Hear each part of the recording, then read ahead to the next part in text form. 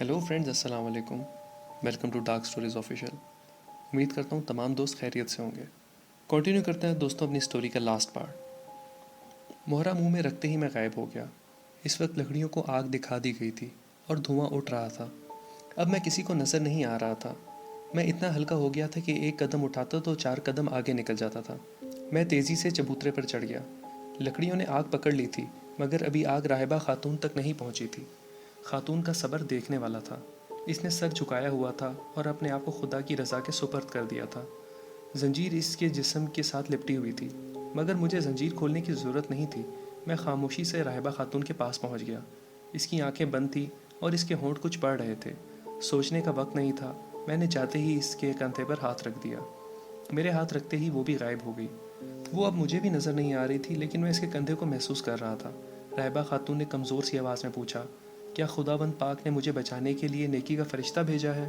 میں نے آہستہ سے کہا، ہاں. بالکل خاموش رہو، تم بے گناہ ہو. میں خداوند کے حکم سے تمہیں یہاں سے نکالنے آیا ہوں. راہبہ خاتون خدا کا شکر ادا کرنے لگی. میں نے اسے بازو سے پکڑ کر اوپر اٹھایا اور وہ بڑی آسانی سے زنجیر سے بالکل باہر نکل آئی. میں نے اپنا ہاتھ اسے کاندھے پر رکھا ہوا تھا اور آہستہ سے کہا، کوئی بات نہ کرنا. چونکہ ستون کے ارد گرد دھواں ہی دھواں تھا اس لیے سپاہیوں کو معلوم نہ ہو سکا کہ جس عورت کو وہ زندہ جلانے والے تھے وہ غائب ہو چکی ہے. میں زمین پر لمبے لمبے قدم بھرتے ہوئے ہوا میں تیرتے ہوئے راہبہ خاتون کو لے کر لوگوں کے ہجوم سے اور اس چوک سے دور لے گیا. میں اس خطرناک علاقے سے بالکل دور نکل جانا چاہتا تھا.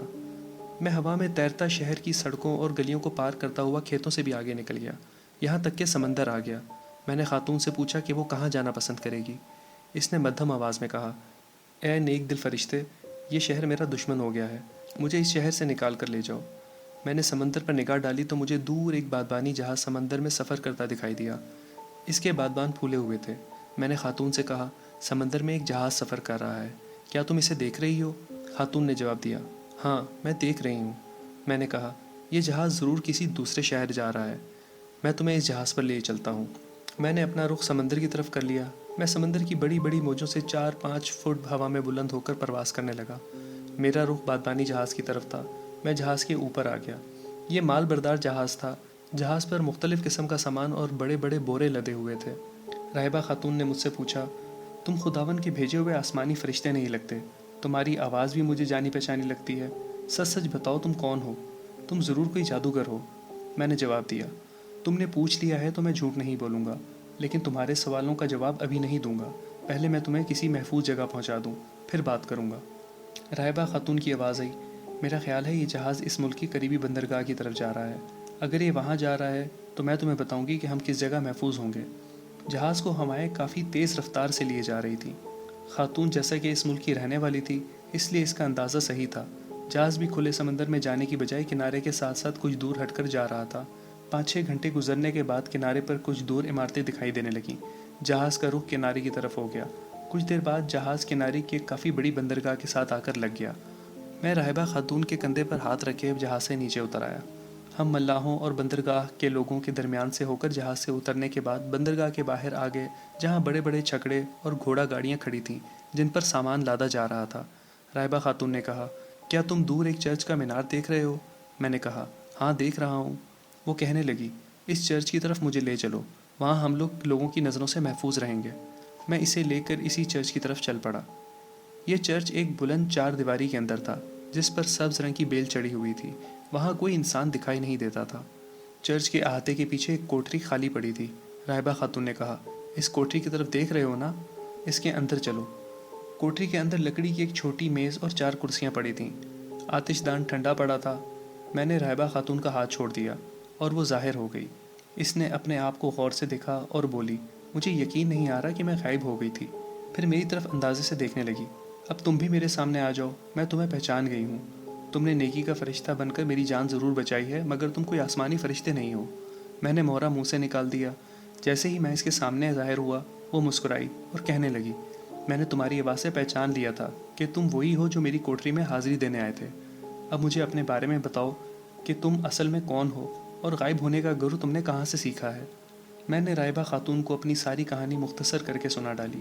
وہ بڑے غور سے سنتی جاتی تھی اور اس کی حیرانی میں اضافہ ہوتا جاتا تھا. جب میں چپ ہو گیا تو کہنے لگی، قدرت کی بنائی ہوئی اس کائنات میں ایسے ایسے راز چھپے ہیں کہ اگر وہ آدمی پر ظاہر ہو جائیں تو وہ خوف کے مارے بے ہوش ہو جائے۔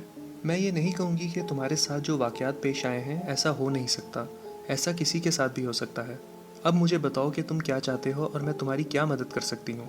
میں نے کہا، محترم خاتون، اگر تم مجھ پر کوئی احسان کر سکتی ہو تو برائے مہربانی مجھے میری 20ویں صدی عیسوی میں پہنچا دو، میں تمہارا یہ احسان مرتے دم تک نہیں بھولوں گا۔ رائبہ خاتون سوچ میں پڑ گئی۔ میں مایوس ہو گیا، سمجھ گیا کہ یہ کام اس نیک اور پارسا خاتون کے بس میں نہیں ہے۔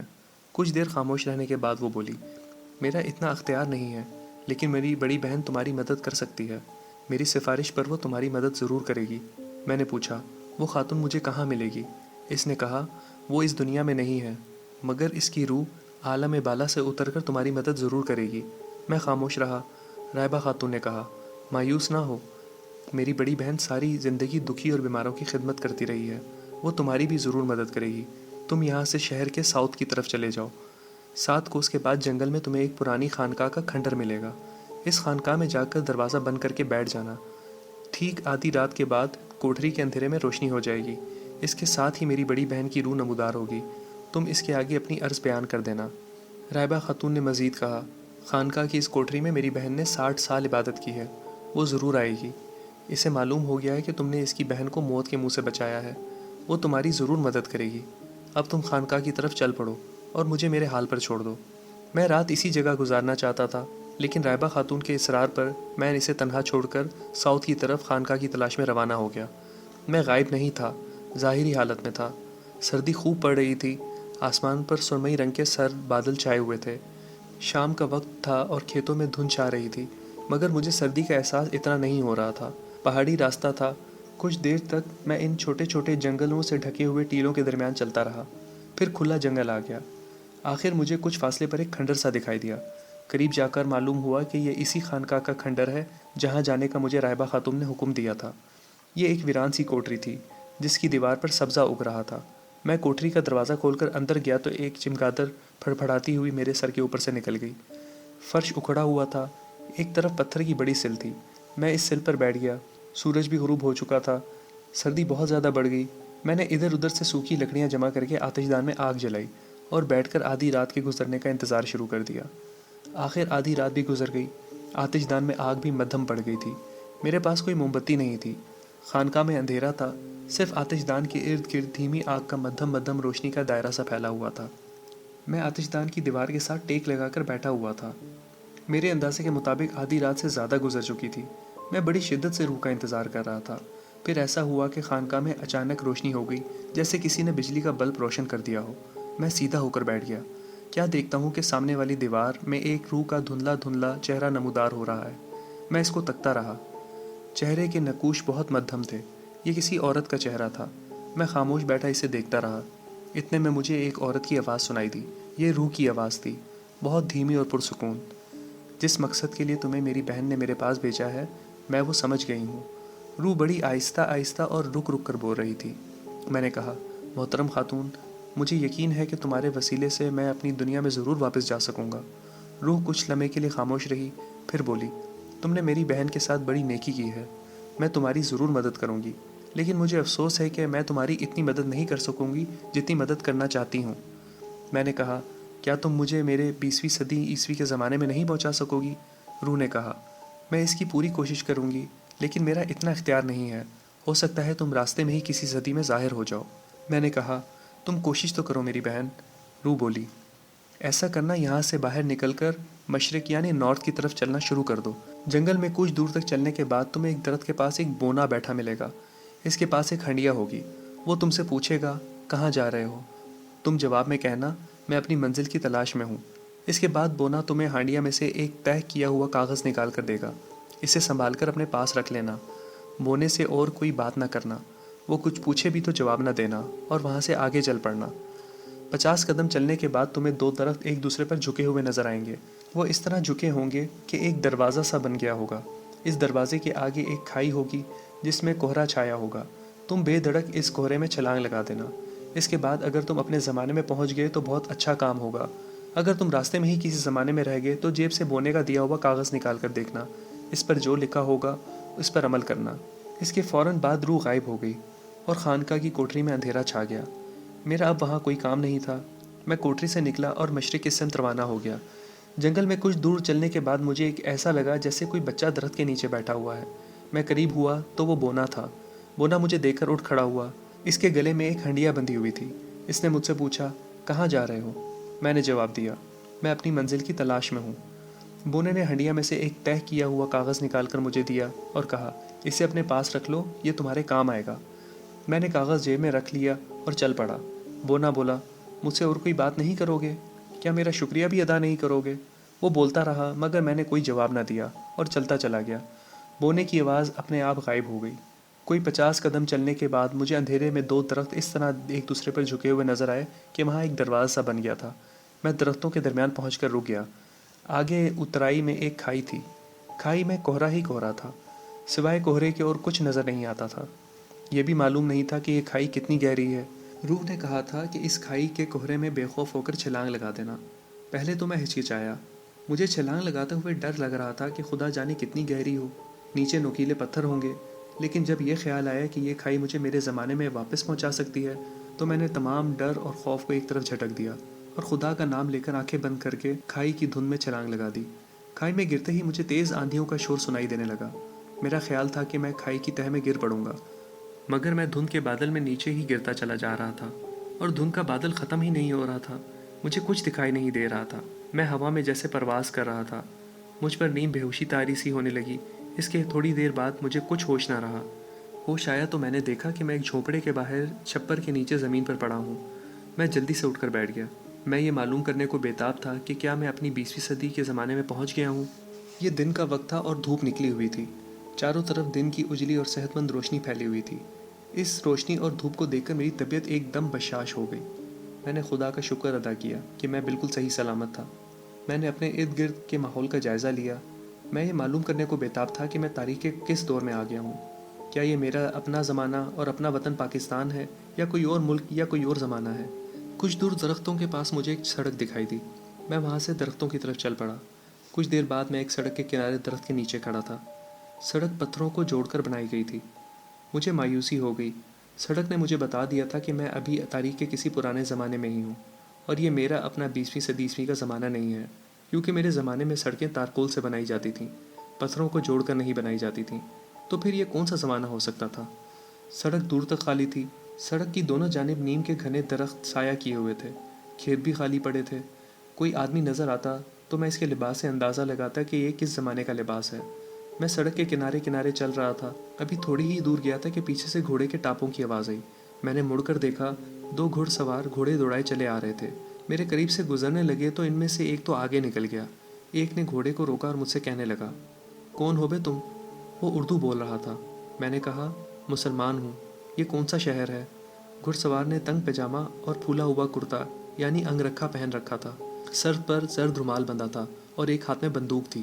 وہ منہ زور گھوڑے کو موڑ کر میرے قریب لے آیا اور بولا، ابے مسلمان ہو تو تم نے گوروں والی پتلون کیوں پہن رکھی ہے؟ میں نے کہا، میں بڑی دور سے آ رہا ہوں بھائی، مجھے بتا دو یہ شہر کون سا ہے؟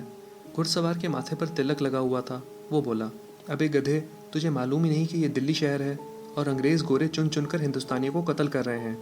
ابے جان بچا کر بھاگ جا یہاں سے۔ اتنا کہہ کر گھڑ سوار گھوڑے کو دوڑاتا ہوا آگے نکل گیا۔ دلی شہر؟ انگریز گورے چن چن کر ہندوستانیوں کو قتل کر رہے ہیں؟ یہ جملے میرے دماغ میں ابھی تک گونج رہے تھے۔ اچانک میں چونک سا گیا۔ کہیں یہ غدر کا زمانہ تو نہیں ہے؟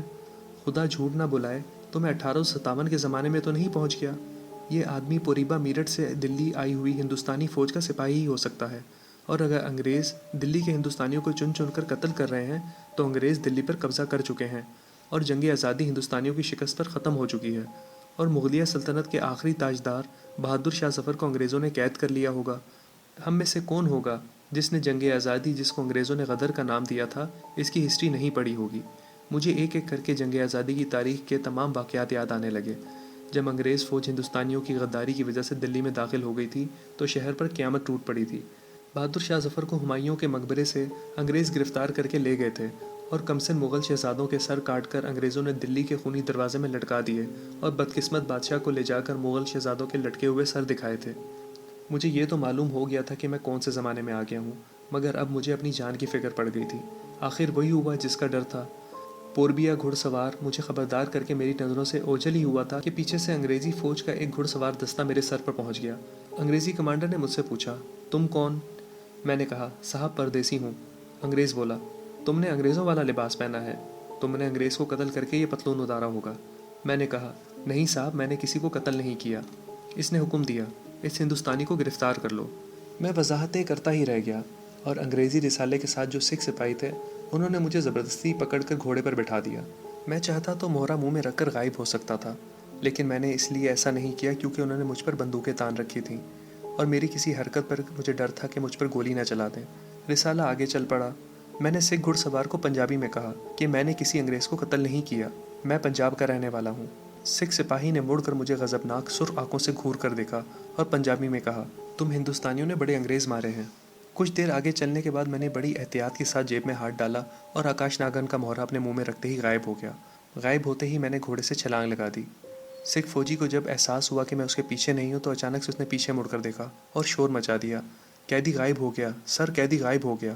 انگریز فوجی پھٹی پھٹی آنکھوں سے ادھر ادھر دیکھنے لگا اور اس نے چیخ کر کہا، قیدی فرار ہو گیا ہے، اسے تلاش کرو۔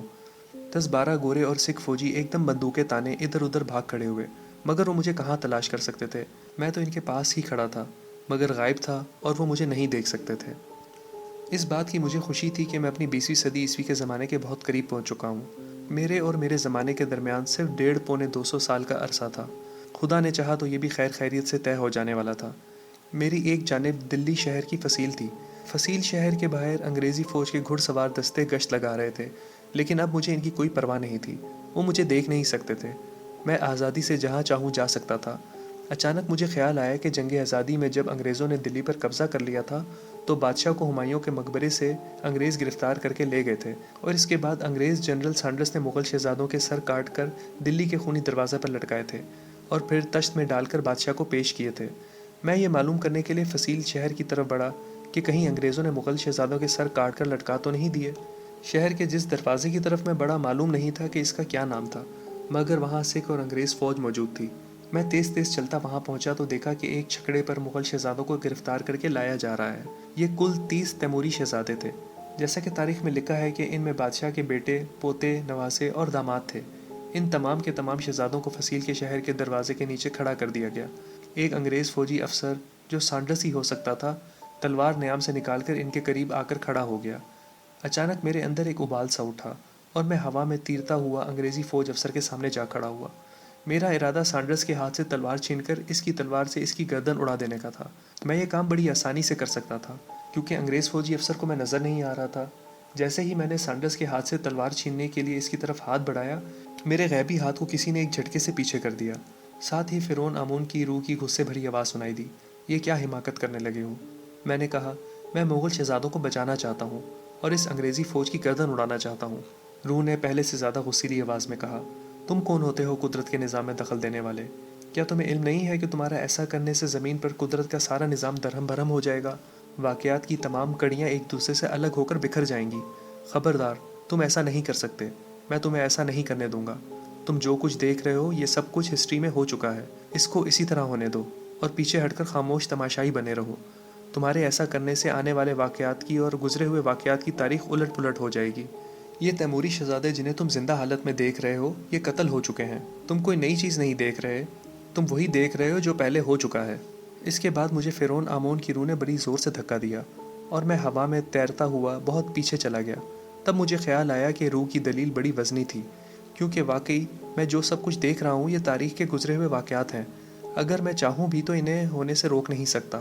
جو ہو چکا ہے وہ تو ہو چکا ہے، میں تو صرف ان واقعات کا عکس دیکھ رہا ہوں، ان واقعات کی چلتی ہوئی فلم دیکھ رہا ہوں۔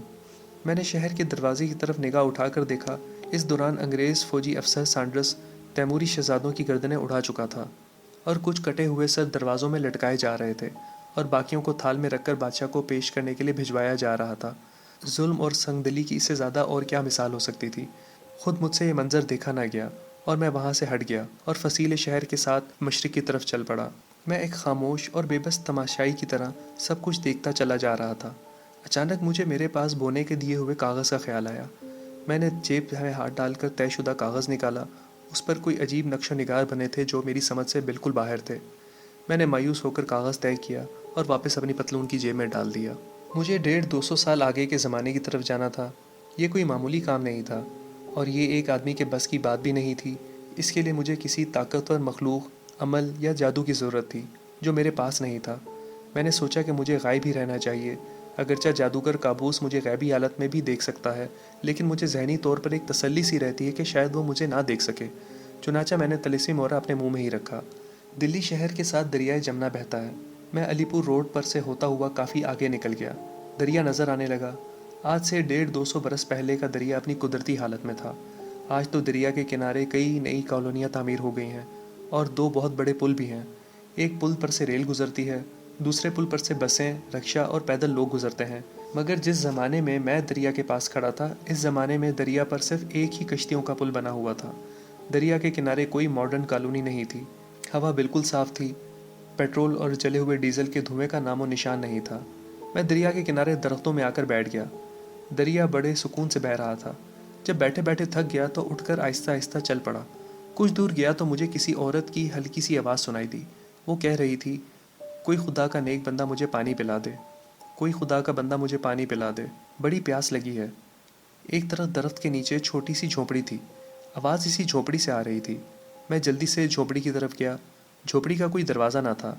अंदर एक बूढ़ी औरत चारपाई पर लेटी हुई थी। चारपाई के पास ही मिट्टी का एक प्याला पड़ा था। औरत बीमार और माजूर लगती थी। कमज़ोर आवाज़ में कह रही थी, कोई अल्लाह का बंदा पानी पिला दे। मैंने सोचा कि इस माजूर औरत को मेरी गैबी हालत में दरिया से पानी लाकर पिलाना मुनासिब नहीं। औरत कहीं डर ना जाए। मैं जल्दी से झोंपड़ी से बाहर आ गया। एक तरफ होकर मैंने मुंह से तिलिस्मी मोहरा निकाल कर जेब में रखा। दोबारा झोपड़ी में गया और औरत से कहा, अम्मा, मैं पानी लाता हूँ दरिया से। मैंने प्याला उठा लिया। बूढ़ी औरत ने ज़रा सा सर उठाकर मेरी तरफ देखा और बोली, खुदा तेरा भला करे बेटा, मैं माजूर हूँ, चारपाई से उठ नहीं सकती, मुझे पानी लाकर पिला दे। मैंने कहा, मैं अभी पानी लेके आता हूँ अम्मा। प्याला लेकर मैं दरिया पर गया और पानी लेकर झोपड़ी में वापस आ गया। औरत बेचारी बहुत बूढ़ी और माजूर थी। मैंने इसे सहारा देकर बिठाया। इसने दोनों हाथों से पानी से भरा हुआ प्याला पकड़ा और आहिस्ता आहिस्ता पीने लगी। खुदा जाने वो कब से प्यासी थी। सारा प्याला पानी का पी गई। पानी पीने के बाद बोली, खुदा तुम्हें खुश रखे बेटा, तुम रहमत का फरिश्ता बनकर आए हो। प्याला पानी से भरकर मेरी चारपाई के पास रख दो। मैं जल्दी से दरिया पर गया, पानी से प्याला भर कर ले आया और इसे बूढ़ी औरत की चारपाई के पास रख दिया। बूढ़ी औरत मुझे बार बार दुआएं दे रही थी। मैंने कहा, अम्मा, मेरे हक़ में दुआ करो कि मुझे मेरी मंजिल मिल जाए। बूढ़ी औरत ने धीमी आवाज़ में कहा, बेटा, मैं भी तेरे हक़ में दुआ करूँगी, लेकिन अगर तुम जोगी बाबा के पास जाओ तो वो बड़े पहुँचे हुए हैं। इन्हें कहना कि मुझे माई जी ने भेजा है। जोगी बाबा तुम्हारी मदद करेंगे। मैंने सोचा कि जब काम बन जाने का वक्त आता है तो कुदरत कोई ना कोई सबब बना देती है। शायद इस बूढ़ी खातून के ज़रिए मेरा ही कोई सबब बन जाए। मैंने पूछा, अम्मा जी, ये जोगी बाबा कहाँ होते हैं? बूढ़ी औरत ने रुक रुक कर बताया, बेटा, मेरी झोपड़ी के पीछे 1 कोस के फासले पर नीम के दरख्त का एक झुंड होगा। वहाँ एक झोपड़ी है, जोगी बाबा वहीं रहते हैं। मैंने बूढ़ी औरत को सलाम किया तो वो एक बार फिर दुआएं देने लगी। मैं झोपड़ी से निकलकर इसके पीछे की तरफ चल पड़ा। उम्मीद की हल्की सी किरण नज़र आई थी। खुदा से दुआ मांग रहा था कि या खुदा, इस जोगी बाबा के वसीले से ही मेरा कोई सबब बना दे और मैं अपनी दुनिया में वापस चला जाऊं। साथ ही मेरे दिल में यह भी ख्याल आया कि मुझे पहले गायब होकर जोगी बाबा के झोंपड़े का जाकर जायज़ा लेना चाहिए कि ये जोगी बाबा किस किस्म का आदमी है। बस यूं ही एक ख्याल सा जहन में आ गया। जब मेरी तसल्ली हो जाएगी कि जोगी बाबा वाकई काबिल एतबार आदमी है तो झोपड़ी के पीछे जाकर तिलिस्मी मोहरा मुँह से निकाल लूँगा और ज़ाहिरी शक्ल में इसके पास जाऊँगा। मैंने वहीं जेब से तिलिस्मी मोहरा निकाल कर मुँह में रख लिया और गायब हो गया। गायब होने का एक फ़ायदा ये भी था कि मैं बड़ा हल्का फुल्का हो गया था और चलने से थकान भी पैदा नहीं होती थी। 1 कोस का फासला मैंने मिनटों में तय कर लिया। एक जानिब दरख्तों के झुंड के नीचे मुझे झोपड़ी दिखाई दी। मैं झोपड़ी की तरफ बढ़ा। इस झोपड़ी का दरवाज़ा भी गायब था। मैंने दरवाजे में खड़े होकर अंदर झांक कर देखा। एक सफ़ेद बालों वाला बूढ़ा जोगी लकड़ी के तख्ते पर आलती पालती मारे बैठा है। इसकी आंखें खुली थीं और जहाँ मैं खड़ा था इसी तरफ देख रहा था। झोपड़ी में जोगी बाबा के पास मिट्टी का सिर्फ एक प्याला ही पड़ा था। इसके सिवा वहाँ और कोई चीज़ नहीं थी। मैं जोगी बाबा को देखकर अंदाज़ा लगा रहा था कि क्या ये शख्स वाकई कोई पहुंचा हुआ जोगी है कि इतने में जोगी बाबा ने कहा, बेटा, दरवाजे में क्यों खड़े हो, अंदर आ जाओ। मैं एकदम चौंक पड़ा। क्या ये शख्स मुझे देख रहा है? मगर मैं तो गायब था। मैंने गर्दन मोड़कर पीछे देखा कि शायद पीछे कोई और शख्स खड़ा है जिससे जोगी बाबा मुखातिब है। जोगी बाबा की आवाज़ आई, बेटा, मैं तुमसे कह रहा हूँ, पीछे क्या देख रहे हो? मैं तुम्हें देख रहा हूँ। मेरे पास आकर बैठ जाओ और बताओ तुम्हें किसने भेजा है। مجھے فوراً یقین ہو گیا کہ یہ شخص بہت پہنچا ہوا ہے اور اس کے پاس جادو کی طاقت ہے، یہ میری مدد کر سکتا ہے۔ میں جلدی سے اندر داخل ہو گیا اور جوگی بابا کے پاس ادب سے بیٹھ گیا۔ جوگی بابا بالکل سیدھا میری طرف دیکھ رہا تھا۔ بیٹا اپنے منہ سے مہرا نکال لو، اس کی کوئی ضرورت نہیں ہے۔ میں نے مہرا فوراً منہ سے نکال کر جیب میں رکھ لیا۔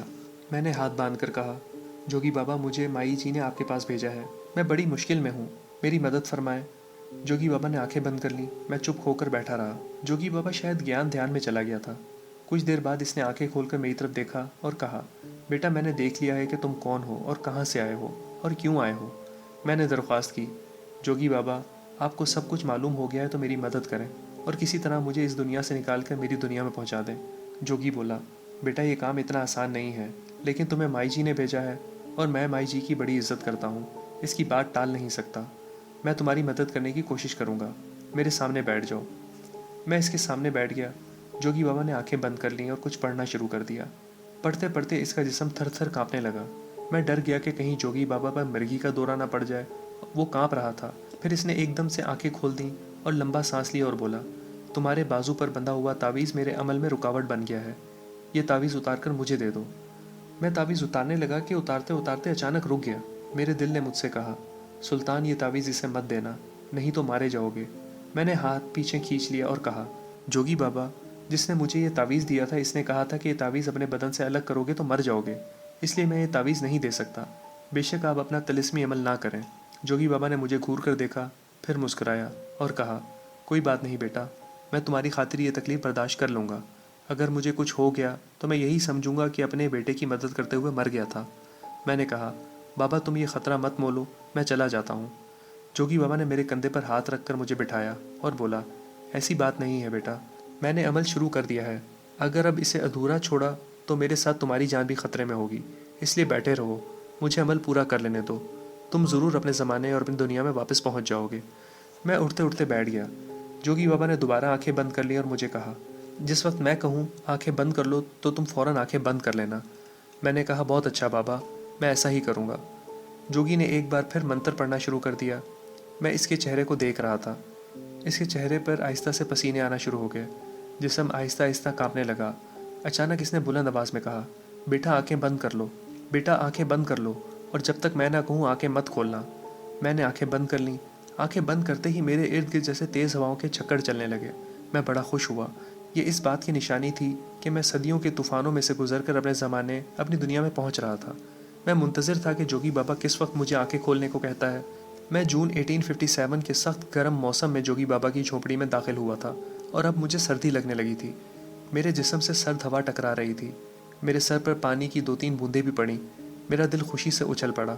میں ضرور اپنی دنیا میں اپنے وطن پاکستان پہنچ گیا تھا، مگر میں ڈر کے مارے آنکھیں نہیں کھول رہا تھا، کیونکہ جوگی بابا نے مجھے سختی سے منع کیا تھا کہ جب تک میں نہ کہوں آنکھیں مت کھولنا۔ اگر اب جوگی بابا کی اجازت کے بغیر آنکھیں کھول دیں تو کہیں یہ خواب حقیقت میں بدلتے بدلتے ٹوٹ نہ جائے۔ میں بڑی شدت سے جوگی بابا کی اجازت کا انتظار کر رہا تھا کہ وہ مجھے کب آنکھیں کھولنے کو کہتا ہے۔ میں جس ماحول میں آ گیا تھا وہاں سخت سردی میں ہلکی پھلکی بوندا باندی ہو رہی تھی۔ اچانک مجھے گڑگڑاہٹ کی آواز آنے لگی۔ یہ آواز قریب سے قریب تر ہوتی جا رہی تھی۔ مجھے محسوس ہو رہا تھا کہ میں کسی سخت چیز پر بیٹھا ہوا ہوں۔ جوگی بابا نے ابھی تک مجھے آنکھیں کھولنے کے لیے نہیں کہا تھا۔ گڑگڑاہٹ کا شور میرے بہت قریب آ گیا تھا۔ اس کے ساتھ ہی ریل گاڑی کے انجن کی زوردار سیٹی کی آواز آئی۔ میں نے گھبرا کر آنکھیں کھول دیں۔ یہ میری زندگی کا وہ لمحہ تھا جب اللہ نے مجھے موت کے منہ سے باہر کھینچ کر دوبارہ زندگی دی تھی۔ آنکھیں کھولتے ہی میں نے دیکھا کہ میں ریلوے لائن کے درمیان آلتی پالتی مارے بیٹھا ہوں، اور جس طرف میرا منہ ہے اس طرف سے ریل گاڑی دھڑا دھڑ شور مچاتی کسی بلا کی طرح میری اوپر چڑھتی آ رہی ہے۔ میرا اور ریل گاڑی کے دھواں اگلتے بار بار سیٹیاں بجانے والے انجن کے درمیان مشکل سے 10 گز کا فاصلہ رہ گیا تھا کہ میں نے بیٹھے بیٹھے اپنے آپ کو ریلوے لائن کی دوسری طرف گرا دیا۔ میرے ریلوے لائن کی دوسری طرف گرتے ہی ریل گاڑی دھڑدھڑاتی ہوئی قیامت کے شور کے ساتھ ریل کی پٹریوں پر سے گزر گئی۔ میں ابھی تک ریلوے لائن کی دوسری طرف اوندھے منہ پڑا تھا اور میرا دل بری طرح دھڑک رہا تھا کہ جیسے ابھی سینہ توڑ کر باہر آ جائے گا۔ ریل گاڑی ذرا آگے جا کر رک گئی تھی اور لوگ میرے ارد گرد جمع ہو رہے تھے۔ ان کے چہرے اور لباس جانے پہچانے لگتے تھے۔ میں نے سہمی آواز میں پوچھا، میں کہاں ہوں؟ ریلوے گارڈ نے مجھے جھک کر دیکھا اور میرا بازو پکڑ کر اٹھاتے ہوئے کہا، تم لاہور میں ہو، پاکستان میں ہو، کیا تمہیں مرنے کے لیے کوئی دوسری ترکیب نہیں سوجی تھی؟ میں نے ریلوے گارڈ کی اس بات کا کوئی جواب نہ دیا، شاید اس لیے کہ میں اس کے بعد بے ہوش ہو چکا تھا۔ جب ہوش آیا تو کسی ہسپتال میں بستر پر لیٹا ہوا تھا۔ मेरा जिस्म सुर्ख कंबल से ढका हुआ था और एक नर्स दूसरी तरफ मुंह किए ज़रा झुकी हुई कुछ लिख रही थी। मैंने पूछा, नर्स कौन सा अस्पताल है? नर्स जल्दी से मुड़कर मेरे पास आ गई और कहने लगी, थैंक गॉड तुम्हें होश आ गया।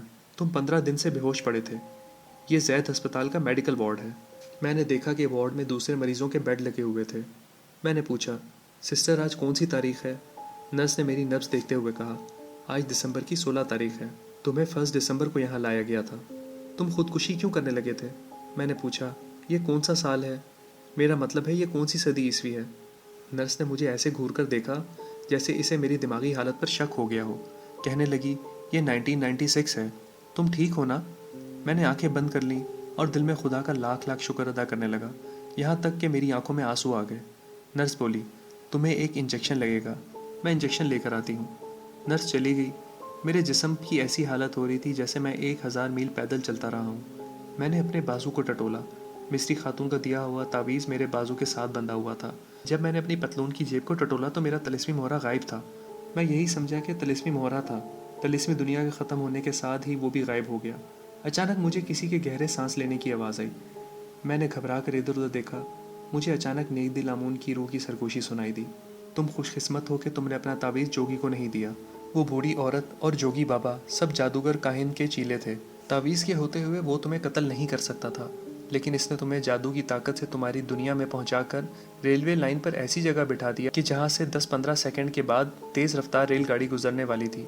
इसने तुम्हें हलाक करने और तुमसे बदला लेने की कोई कसर नहीं छोड़ी थी, मगर खुदा ने तुम्हें बचा लिया। ये जादूगर काबूस का तुम पर आखिरी बार था जो खाली गया। बस मैं तुम्हें यही बताने के लिए अपना एहराम छोड़ कर आया हूँ। शायद अब मेरी तुम्हारी कभी मुलाकात ना हो। नेक दिल आमून की रूह की सरगोशियाँ अस्पताल के मेडिकल वार्ड की खामोशी में गुम हो गईं। मैंने जल्दी से पूछा, मेरे तिलिस्मी मोहरा गायब हो गया है, ऐसा क्यों हुआ है? इसका मुझे कोई जवाब न मिला। इतने में नर्स आ गई। इसके हाथ में इंजेक्शन लगाने वाली सिरिंज थी। वो मेरा बाजू कंबल से बाहर निकाल कर मेरी आस्तीन ऊपर करके बाजू पर स्पिरिट में भिगोई हुई रुई फेरने लगी। मैंने इससे कहा, सिस्टर मेरी पतलून की जेब में एक काले रंग का पत्थर था, इसे तुमने कहीं देखा है? नर्स बोली, वो पत्थर की गोली? मैंने कहा, हाँ हाँ वही। नर्स ने कहा, वो मैंने निकाल कर तुम्हारे सिरहाने के नीचे रख दी है। नर्स टीका लगाने लगी तो मैंने बाजू खींच लिया और कहा, सिस्टर 1 मिनट ठहरो, मैं पत्थर की गोली देख लूँ कि है कि नहीं। नर्स ने फिर मुझे ऐसी नज़रों से घूर कर देखा जैसे इसे मेरी ज़हनी हालत पर शक हो रहा हो। मैं उठकर बैठ गया। तकिए के नीचे हाथ फेर कर देखा तो तिलिस्मी मोहरा मेरे हाथ में आ गया। मैंने बाहर निकाल कर देखा, ये मेरा मुसीबत का साथी तिलिस्मी मोहरा ही था। मैंने बाजू आगे करते हुए नर्स से कहा, सिस्टर अब बेशक इंजेक्शन लगा दो। जैसे ही इसने इंजेक्शन की सुई मेरे बाजू के साथ लगाई, मैंने तिलिस्मी मोहरा अपने मुंह में रखा और दूसरे ही लम्हे गायब हो गया। मैं नर्स के इस वक्त के चेहरे को नहीं भूल सकता जब इसके देखते देखते मैं गायब हो गया था। इसका चेहरा एकदम पीला जर्द पड़ गया था। इसके हाथ से सिरेंज छूटकर नीचे गिर पड़ी और वो चीख कर दरवाजे की तरफ भागी। वार्ड के सारे मरीज और दूसरी नर्सें हैरान और परेशान होकर मेरे बिस्तर की तरफ देखने लगीं जो बिल्कुल खाली पड़ा था। मैं खामोशी के साथ मेडिकल वार्ड से बाहर निकल गया। इस वक्त आमून की नेक रूह का ख्याल आया और जो कुछ इसने बताया था इसके बारे में सोचने लगा। इसने ठीक कहा था।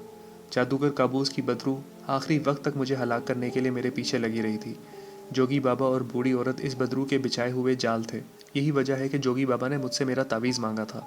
अगर मैं इसे तावीज़ दे देता तो वो मुझे उसी जगह उसी वक्त हलाक कर डालता, लेकिन मैंने इसे तावीज़ नहीं दिया था और इसने मुझे रेलवे लाइन के ऐन दरमियान में लाकर बिठा दिया था, जहाँ से 10 सेकंड के बाद तेज़ रफ्तार रेलगाड़ी मेरी मौत बनकर गुजरने वाली थी। इसीलिए इसने कहा था कि जब तक मैं ना कहूँ आंखें मत खोलना। अगर मैं 3 सेकंड पहले आंखें खोलकर अपने ऊपर आती हुई रेलगाड़ी को ना देख लेता तो इस वक्त अपनी कहानी आप लोगों को सुनाने के लिए ज़िंदा ना होता। मैं अस्पताल से निकलकर अपने वतन पाकिस्तान के शहर लाहौर में 20वीं सदी के ज़माने में वापस आ चुका था, मगर मुझे मालूम था कि ख़तरनाक जादूगर काबूस की बदरू मेरे साथ ही मेरे मॉडर्न ज़माने में दाखिल हो गई है और जहाँ कहीं इससे मौका मिलेगा मुझे अपने जाल में फंसाकर हलाक करने की पूरी कोशिश करेगी। बदरूहें कभी माफ़ नहीं करती और वो अपना इंतकाम लेकर छोड़ती हैं। इसके बाद मेरे साथ क्या क्या हुआ, कैसे कैसे डरावने और आसेब ज़दा हालात से गुजरा, ये एक अलग रोंगटे खड़े कर देने वाली दास्तान है। फ़िलहाल मैं इसी जगह अपनी लिखी हुई दास्तान ख़त्म करता हूँ।